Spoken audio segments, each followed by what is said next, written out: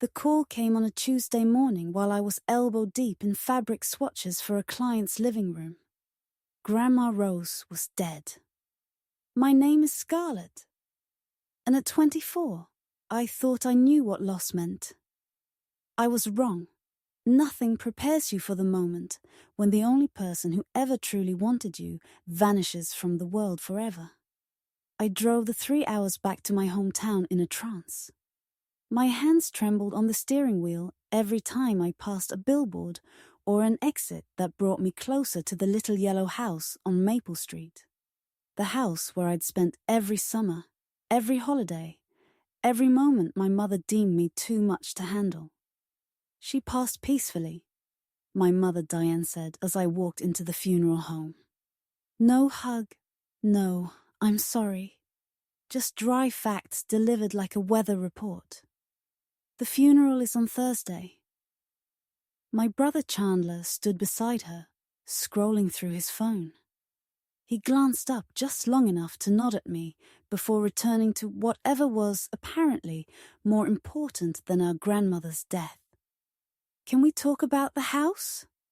I asked after the burial, after the casseroles had been delivered and the last mourner had left.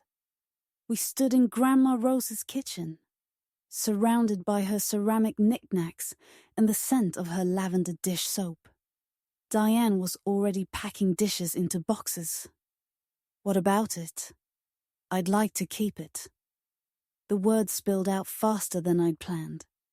I know it needs renovations, but I've saved up. And I could... Scarlett. Diane's voice took on that tone I knew all too well. The one that meant I was being unreasonable. That house is worth real money. We have to be practical. I am being practical. I'm offering to buy it from the estate. Chandler looked up from his phone. With what? Your tips from the diner job? Heat rushed to my face. I have a degree in interior design. I'm starting my own business. Starting? Diane repeated sharply. Chandler has a family, 2 kids, a mortgage, real responsibilities. I stared at the woman who'd given birth to me, searching her face for even a spark of the warmth Grandma Rose had always shown me. This house is the only place I've ever felt at home. You'll find another place to belong, Diane said, without looking at me as she wrapped Grandma's favorite coffee mug in newspaper. You're young. You're adaptable. 3 weeks later, during my lunch break, I was scrolling through Facebook when I saw it. Piper, my old neighbor, had tagged me in a post. Thought you'd want to see this, Scarlett. The photo showed a bright red for sale sign stabbed like a dagger into Grandma Rose's front yard. I called Diane immediately. Oh, that, she said when I demanded an explanation. Russell Alice Gerald's son, you know, Chandler's friend from school. He's in real estate now. Got us a great price. You didn't even tell me. I didn't want to upset you unnecessarily. How much? My voice was barely a whisper. 150,000. Can you believe it? For that little old house. I could believe it. I'd researched comparable properties in the area. I'd run the numbers dozens of times. Imagined the renovations, the memories I could have preserved. Where's the money going? To Chandler, of course. He needed it for the kids' college fund, and he's wanted a boat for family outings for ages. A boat? Grandma's house, the place where she'd taught me to bake, where she'd let me paint my bedroom walls purple, where she'd told me I was special, smart, lovable, was now going to become a boat. And what about me? I asked. Diane sighed as if I were a child, begging for candy at the checkout line. Scarlett, you're single. You don't have a family to support. You wouldn't understand the pressure Chandler's under. The line went quiet, except for the sound of my heart breaking. Just be grateful you don't have kids to worry about, she continued. You have freedom that's worth more than money.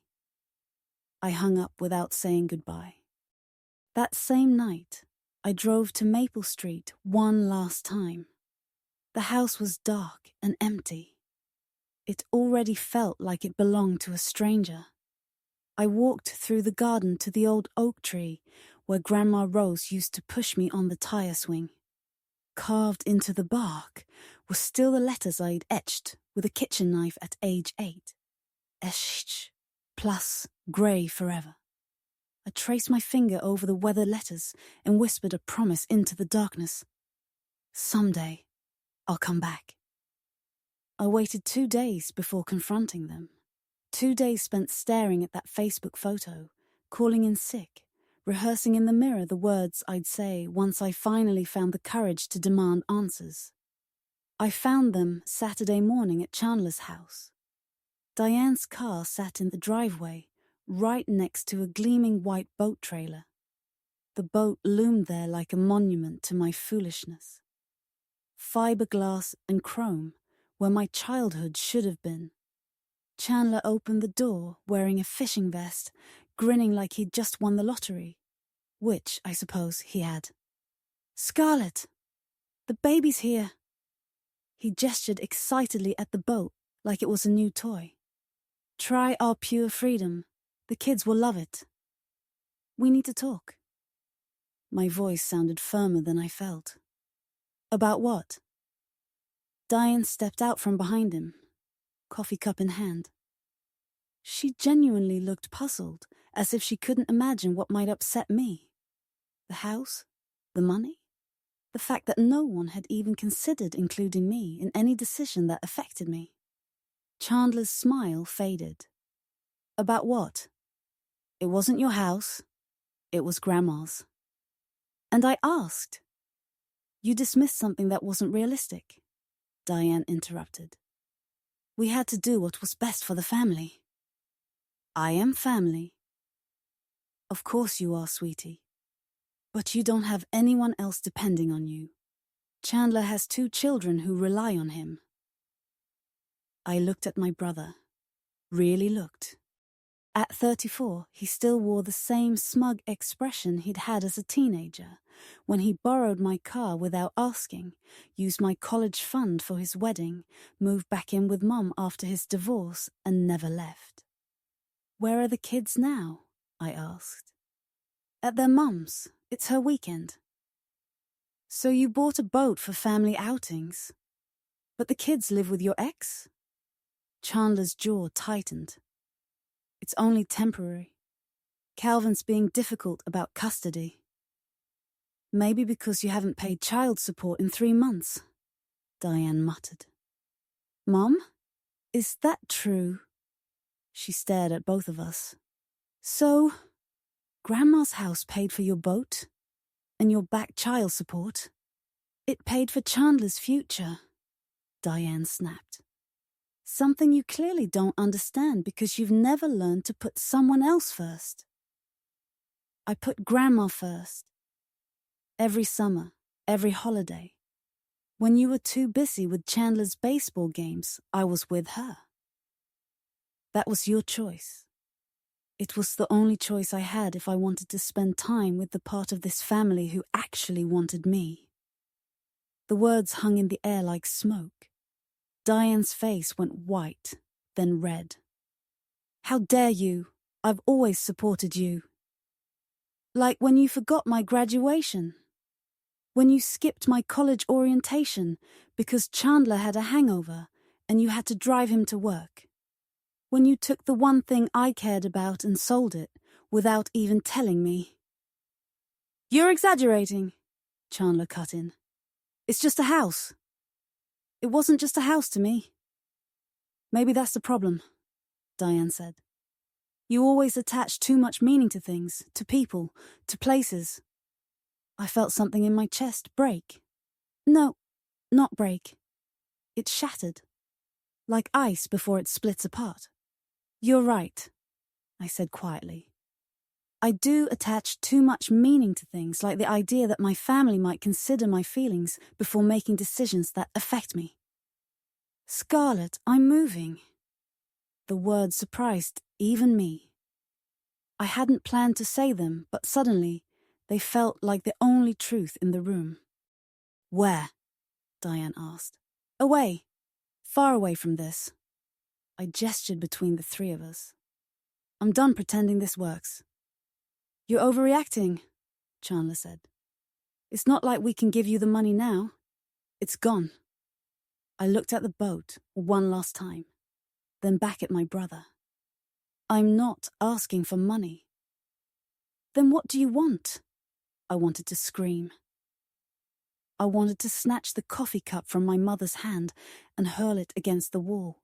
I wanted to scratch his precious boat and slash the trailer tires. Instead, I simply walked away. "Scarlett, don't act like this," Diane called after me. "Your family, we love you." I stopped at my car door and turned back. There they stood, mother and son, not loving, but annoyed, as if I were the problem they needed to solve. "No," I said.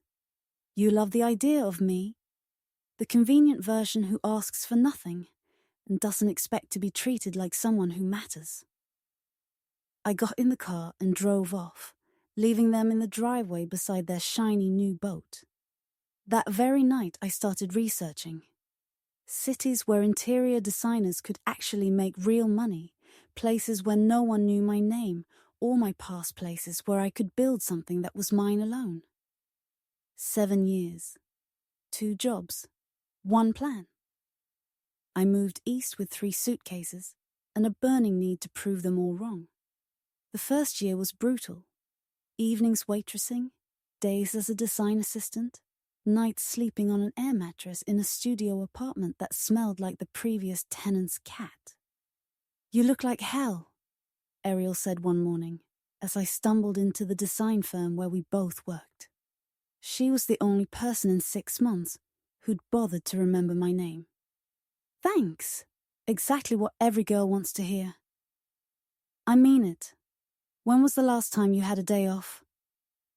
I couldn't remember.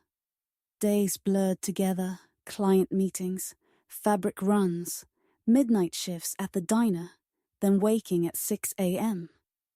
"I'm fine." "You're not fine. You're running on spite and fumes." She was right. Spite had become my fuel along with gas station coffee and the occasional protein bar. "Listen," Ariel continued. "I'm thinking of starting my own home staging company. Interested?" I paused mid-sort of fabric swatches. "Seriously?" "Dead serious. I've got contacts. You've got the eye. And we both have the hunger. What do you say?" 3 months later, we sat in our first real office.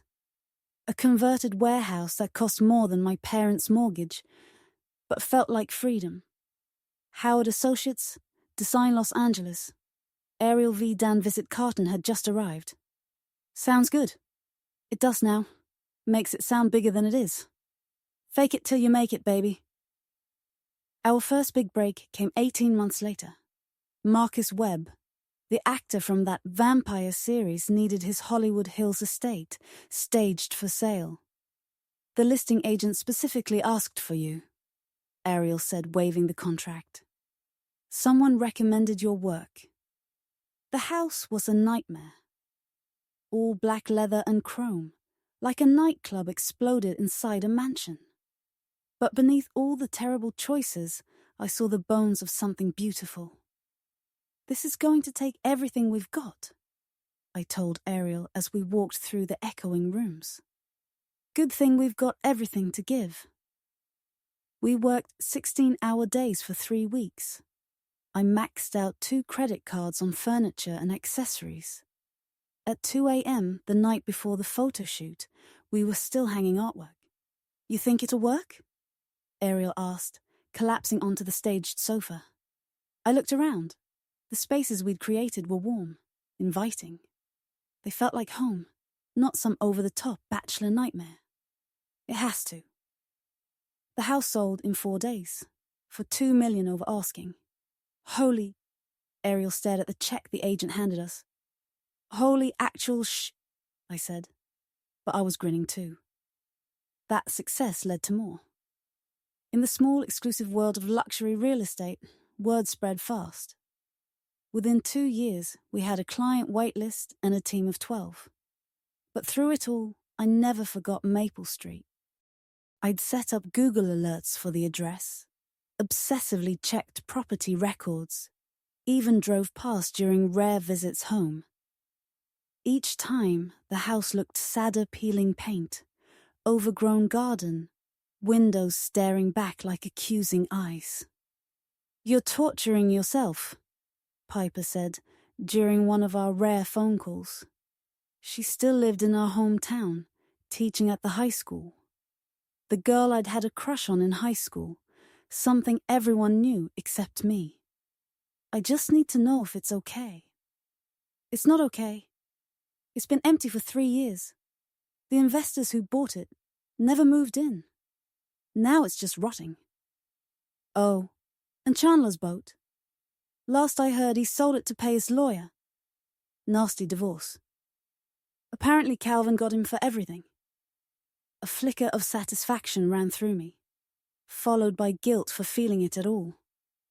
"And you?" Piper asked. "Still conquering the design world?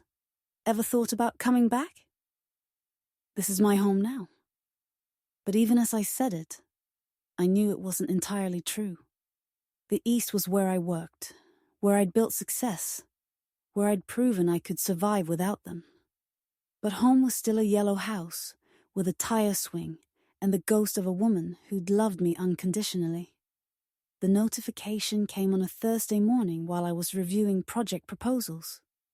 One line that changed everything. 1247 Maple Street. Foreclosure auction. Opening bid, 85,000.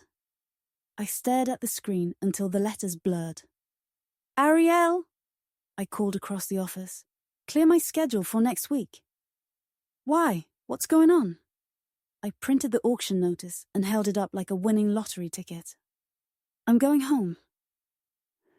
The courthouse steps were crowded with vultures' inexpensive suits, clutching clipboards, contractors with calculators, a few locals just there to watch.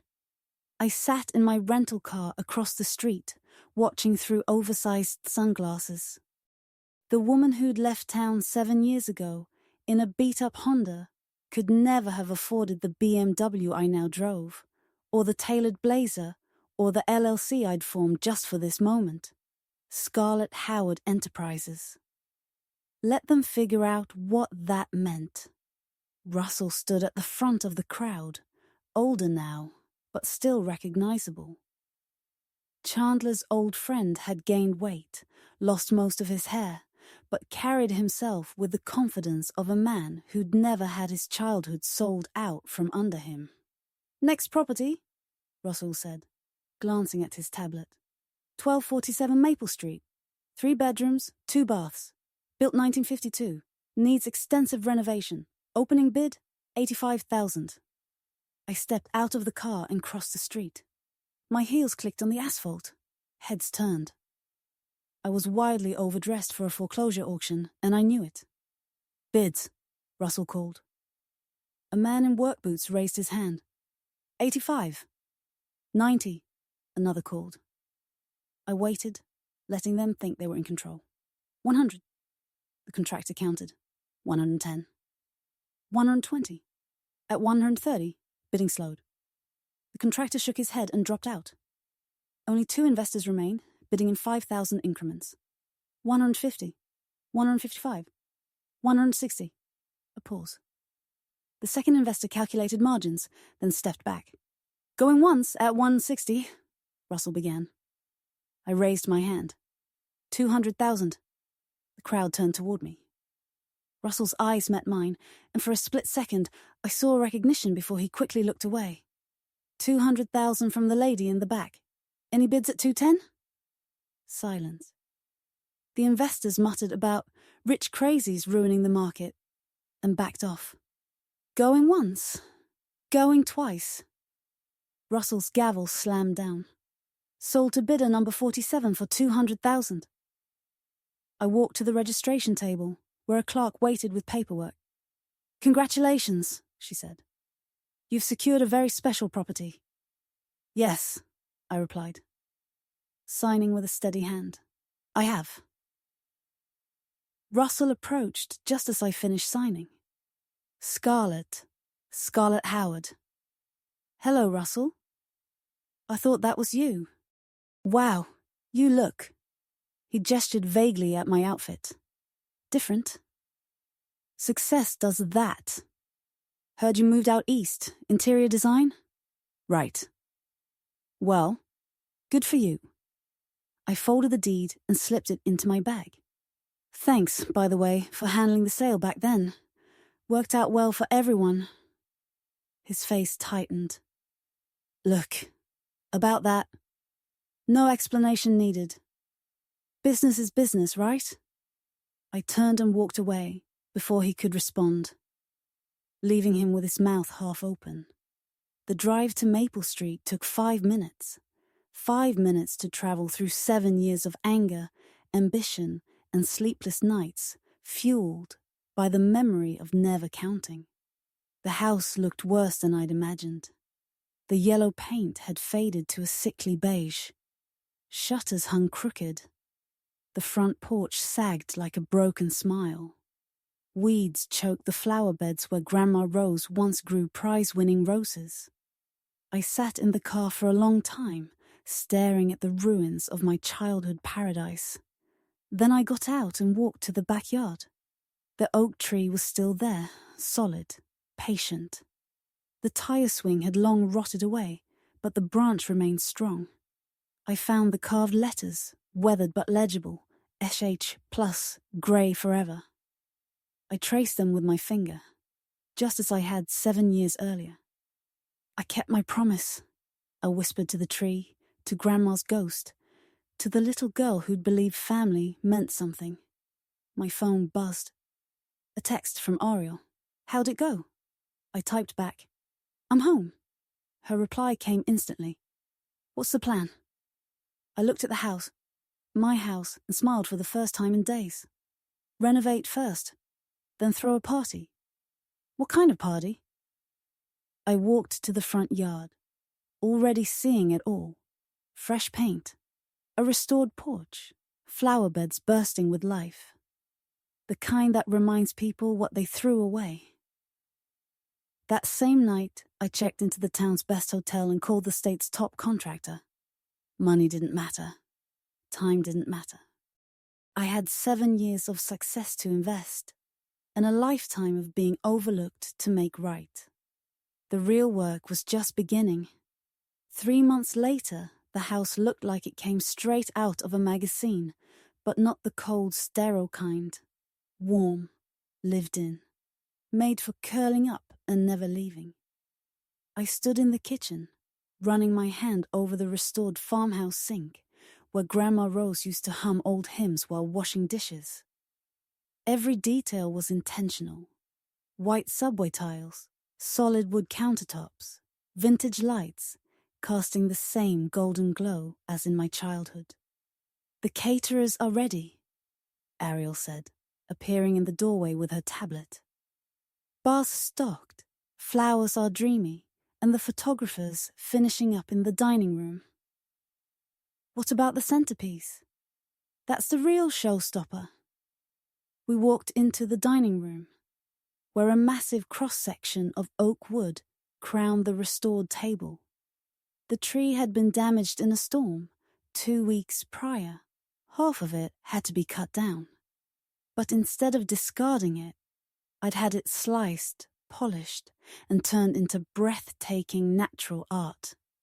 The carved letters were still there, preserved under layers of clear resin, worn but visible. And I'd added something new, burned into the wood with perfect precision, for the chosen child. "Do you think they'll get the message?" Ariel asked. "Oh, they'll get it." Invitations had been sent under my company's letterhead. "Howard Associates Design cordially invites you to the grand reopening of a fully restored 1952 craftsman home." Light refreshments and tours included. RSVP appreciated. I'd sent them to half the town, including my mother and brother. The address was printed small at the bottom, easy to miss unless you were looking closely. Guests are arriving, Ariel said, checking her phone. You ready? I smoothed my black dress, simple, elegant, expensive, and nodded. Let's go. The first hour was perfect. Childhood neighbours wandered through the rooms, marvelling at the transformation. Mrs. Patterson, leaning on her husband, kept stroking the restored moulding, shaking her head in disbelief. Your grandmother would be so proud of you, she said, squeezing my hand. She always said this house had good bones. She was right about a lot of things. I stationed myself near the front window, watching the street. At exactly 7:30 p.m., Diane's car pulled up to the curb. Curtain up, I murmured to Ariel. My mother and brother walked up the path, dressed like they were attending a business meeting. Diane in her best Sunday dress, Chandler actually wearing a tie. They looked confused, double-checking the address on their phones. I slipped into the kitchen and watched them via the security monitor I'd had installed. They entered through the front door, accepted champagne flutes from catering staff. This is beautiful, I heard Diane tell another guest. Do you know who owns it now? Some design firm from the East, the woman replied. They did an amazing job. Chandler inspected the restored hardwood floors. Must have cost a fortune. They drifted through the living room, bedrooms, making polite small talk. I tracked their path on the monitor, waiting for the moment they'd enter the dining room. At 8:15 p.m., it happened. Diane entered first, drawn by laughter near the restored built-in cabinet. She nodded along until her eyes landed on the table's centerpiece. I watched her face change, confusion, then recognition, then something that looked like fear. Chandler, she called, voice tight. Come here. My brother strolled over, champagne in hand, still smiling at some joke. He followed her gaze to the table. The smile vanished instantly. This can't be, Diane whispered. Other guests noticed their reaction. The room grew quieter. Chandler leaned in, reading the burned inscription, "For the chosen child." What the hell does that mean? It means, I said, stepping into the doorway, welcome home. Complete, deafening silence. All eyes turned to me, but I only saw my mother and brother. Diane's champagne flute slipped from her fingers, shattering on the hardwood floor I'd spent a small fortune restoring. Scarlett! Her voice was barely audible. Hello, Mum. Chandler. I walked into the room like I owned it, because I did. Thanks for coming. I wasn't sure you'd remember the address. What is this, Mona? Chandler snapped. What are you doing here? I live here now. I gestured around. More precisely, I own it. Bought it at a foreclosure auction 3 months ago. That's impossible, Diane said. You don't have that kind of money. I smiled. Turns out I do. The other guests pretended not to eavesdrop, but they hung on every word. Small-town drama beat cable TV any day. You bought Grandma's house, Chandler said, face reddening. Why? Because, I said, stroking the oak centerpiece. It's the only thing I ever wanted. The other guests quietly slipped away. They sensed what was coming. Now it was just us three. And Ariel, standing guard in the kitchen doorway. You can't buy a house out of revenge, Chandler said, circling the table like it was evidence. I didn't buy it out of revenge. I bought it because it was for sale. I picked up a shard of broken glass and set it on the side table. What it means is this house has been sold twice. The first time, the money bought your son a boat. This time, I paid cash. Chandler stopped. How much? 200,000 at auction. Another 300,000 in renovations. I watched him do the math. 500,000, if you're counting. Impossible, Diane repeated. You're a waitress. Was a waitress. Now I own a design firm that stages homes for celebrities. I pulled out my phone and showed them a photo of our latest project, a Malibu villa for a tech billionaire. Sold last month for 12 million. My commission was 6 figures. Chandler's face went pale. You're lying. Google me. He actually did right there in front of everyone. I watched his expression shift as he scrolled through articles about my company, photos in design magazines, industry reviews. Holy, he whispered. Language, Diane reflexively said, but she stared at me like she was seeing me for the first time. And that's not all, I said. I'm not keeping the house as a private residence. What do you mean? Diane asked. I'm turning it into transitional housing for women financially ruined by divorce or abandonment. I smiled at Chandler. Women like your ex-wife, Calvin. His voice cracked. She filed last week. Turns out it's hard to stay afloat when you're 3 months behind on child support while your ex buys new toys. You contacted Calvin. She contacted me, saw news articles about the renovation and recognized the address. Small world. Diane sank into one of the dining chairs I'd carefully chosen to match Grandma Rose's old set. This is insane. You're doing this just to hurt us. I'm doing this to help women who were cast aside by their families. Women told they're worthless because they don't carry the right kind of responsibility. I looked her in the eye. Sound familiar? I never said that. You said I'm single. I have no family. I wouldn't understand. I quoted her word for word. Chandler was still staring at his phone. It says here your company's worth millions. Conservative estimate. And you're giving it all up for this? He gestured around. Out of revenge? I'm not giving anything up. This is an expansion.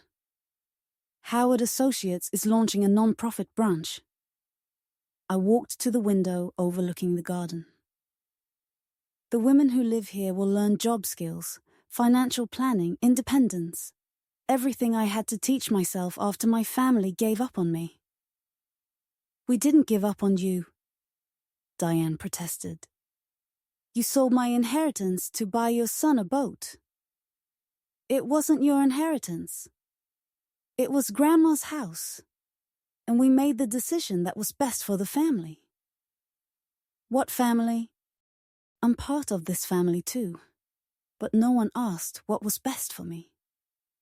At that moment, the front door opened. Piper stepped in, a bottle of wine in hand, wearing a summer dress like she'd just walked out of high school. Sorry I'm late, she said, then froze, sensing the tension. Oh, should I come back later?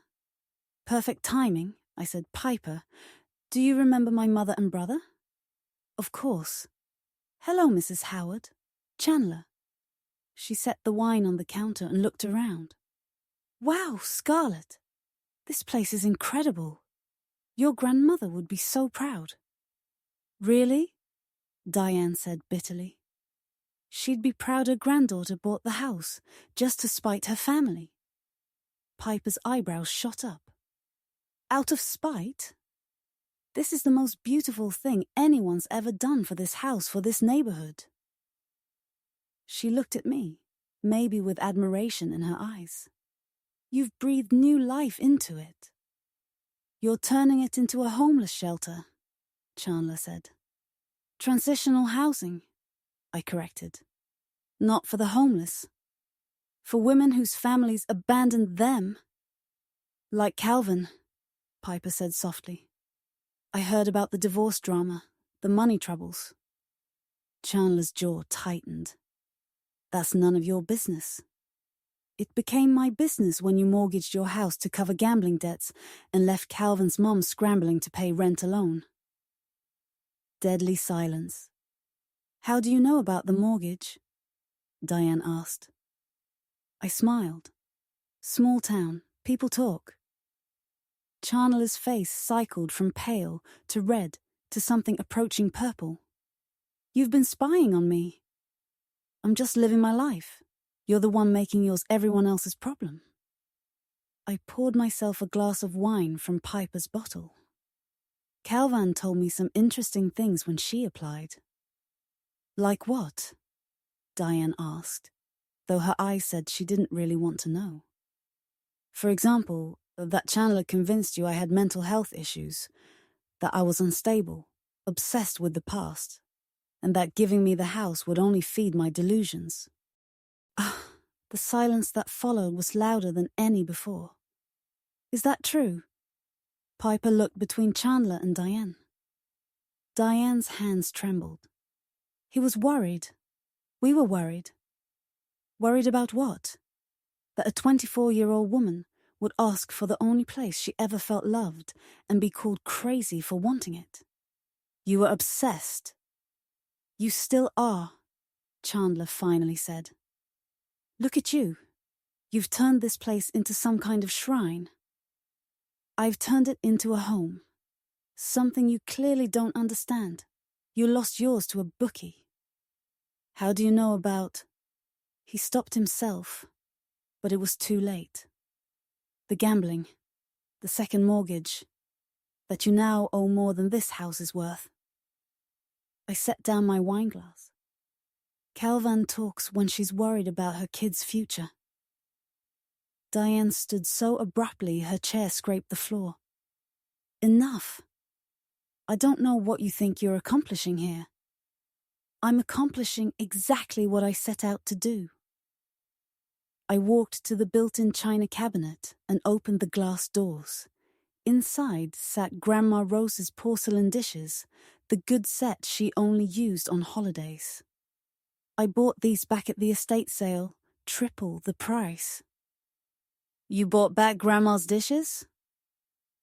I bought back everything I could find. The rocking chair from her bedroom. The quilt she made me for my 16th birthday. The photo albums you threw out because they took up space.